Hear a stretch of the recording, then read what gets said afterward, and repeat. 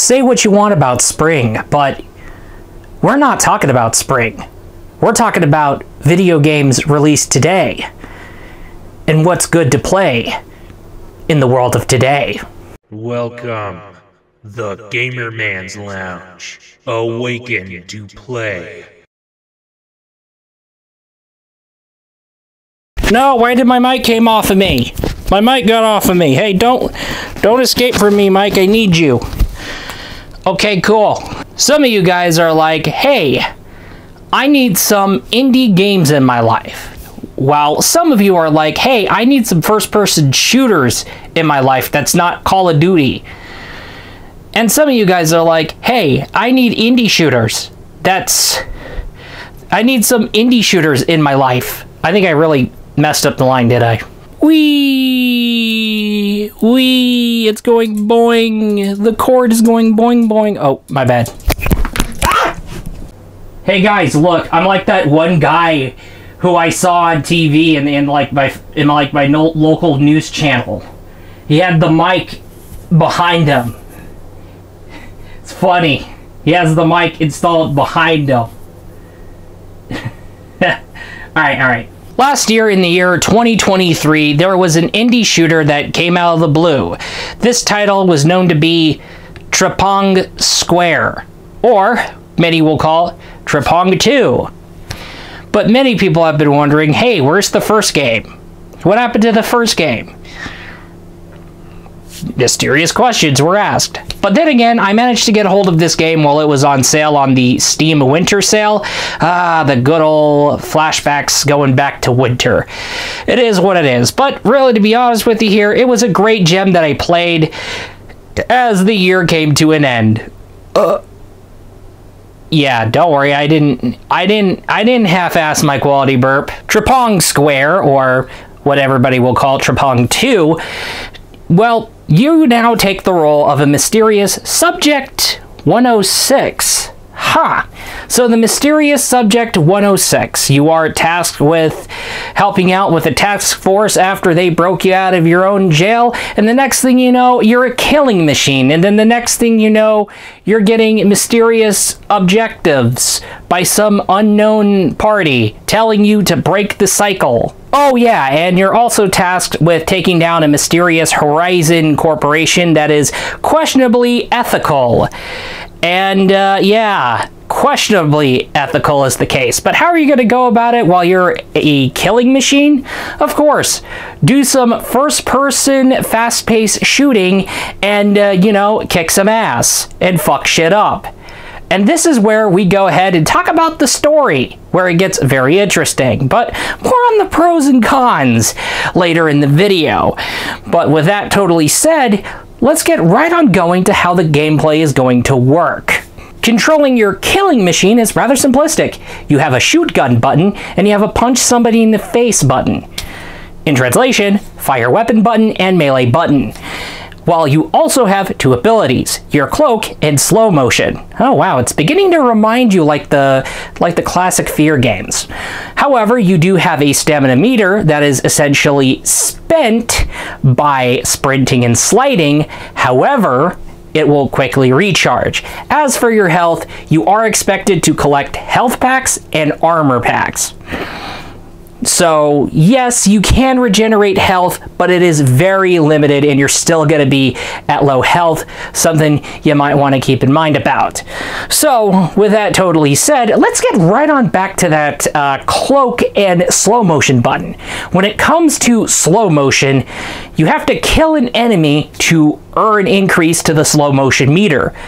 And yes, you can fill up your slow motion meter by killing enemies from left and right, and using your slow motion basically slows things down for you and makes it much more easier to process things when things are taken slow. Just like how you take things slow when it comes to things. That's how things work. You gotta take it slow.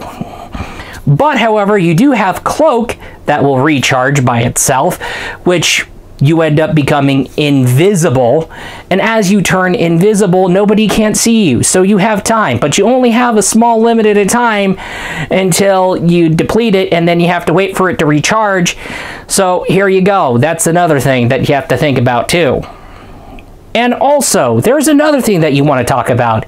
You can grab enemies by hitting the grab somebody button. That means you have to wait till that enemy has to be staggered in order for you to grab him. As you have him in your grasp, you do have the option. You can throw him, you can kill him, or you can activate his grenade and toss him with his grenade activated while he becomes a literal flying time bomb. As you run around, shoot things, blow up things, drop kick people, throw people around, deck somebody in the face, etc., because you're a killing machine. But however, you do have a selection of tools for a killing machine, like pistols, SMGs, rifles, shotguns, sniper rifles, grenade launchers, bolt launchers, and miniguns. And of course, you do have your selection of throwables, like grenades, such as the frag and incendiary, and the specialty ones that even defy gravity for some reason. I don't know. It is kind of weird. But, however, you do have attachables, which you can apply to when it comes to customizing your weapons. Suppressors, scopes. Those are a few examples. And, yeah. It is the way that it is. Because that's how you're a killing machine in Trepang2. Though there are some threats up ahead that is gonna basically, you know, put you, the killing machine, in your place, so don't get cocky. However, there is trouble in paradise when you're a killing machine in Trepang2, and that's where we talk about the game's issues. The game may be too short for some people. Yeah, it's a way too short campaign, but there is some DLC content that will definitely make up for it. But, however, the Good Old Games version, or the GOG version, is really outdated, but developers have said that they're going to get that sorted out for the Good Old Games version, or the GOG version. And, however, there's going to be a few graphical glitches that you might want to keep in mind about, though it's not too much. They're just visual stuff. But, however, it's not going to hide the fact that there is performance issues, like a few frame rate drops in a few areas from here and there. Yes, I did rip one out my ass, a fart. But there is plenty and plenty of good things about this indie first-person shooter. It is made with blood, sweat, and tears and ambition, and that totally said, you're going to be treated to a great heavy metal soundtrack that is really intense. It really fits in with the intense gameplay. And speaking of gameplay, you're going to be looking at some brutal and intense gameplay that is really addicting from left to right. And the story throws some many surprises at you from left and right. Hey, I like how great the story is detailed despite the game's length, but holy crap. It is a hell of a good time when it comes to the storyline. And of course, when it comes to the decent number of side missions, yes, there is plenty of side missions, plus some extra stuff if you can add in the DLC, which gives you the sandbox mode, the survival mode, the endless mode, the survival, and that's very interesting here. And yes, oh hey, I already brought that up in the first place, but now there's additional modes that really do come with like a huge variety of arenas, and also there is talks of upcoming DLC plans, so keep in mind about that. The level design is great and fantastic, and you do have a great and even intimidating enemy design, I will say that. And there are tons of collectible items to find, especially items to keep an eye out for if you want to get that very interesting after credit scene. There's that. And there is tons of unlockable decals. My favorite is the pizza design, where I would like to wear a jacket and a sweatpants that are in which the designs are all pizza. It's crazy. I know, it's very interesting. Various customization options for outfits and guns as well. Alright, now tons of ways of dealing with opponents. Like I said, that's very interesting. You could just drop kick somebody, you could throw someone, you could shoot somebody in the head, you can cloak and then appear from behind and then basically knock somebody out and then grab somebody and then snap their necks off. Thousands of possibilities, my friends. Thousands of possibilities. Okay, overstatement. I mean, I'm getting a little over dramatic, but yeah, you do have fun ways of taking enemies out from left and right, and you're using them to your strategic advantage so you can clear out the battlefield more easily. And yes, you do have a wide selection of difficulties. That's something interesting. And for sound presentation, I will go ahead and say I'm impressed with the sound presentation.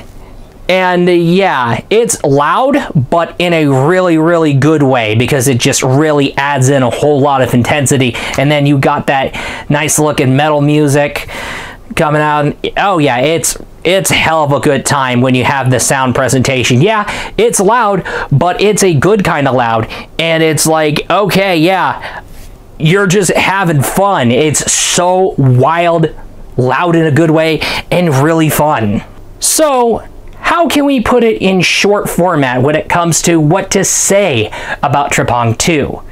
I absolutely recommend this game. It is a really recommendable game. It is a great single-player campaign indie shooter, and there's tons of difficulties to conquer, and there's replayability, by the way, and also you do have some additional content with upcoming content. Trepang2 is going to be a hell of a good time. If you want to prefer calling it Trepang Squared, okay. If you prefer calling it Trepang2, okay. But with that totally said, it is really great. It is the first in its own franchise, but not only that, it is the first to scratch a lot of itches that was left behind after the Fear series, the latest one being Fear 3. It is the way that it is. But with that totally said, yes, I do recommend Trepang2. And with that totally said, that is all, and I will be looking forward to you in the next video. Peace out.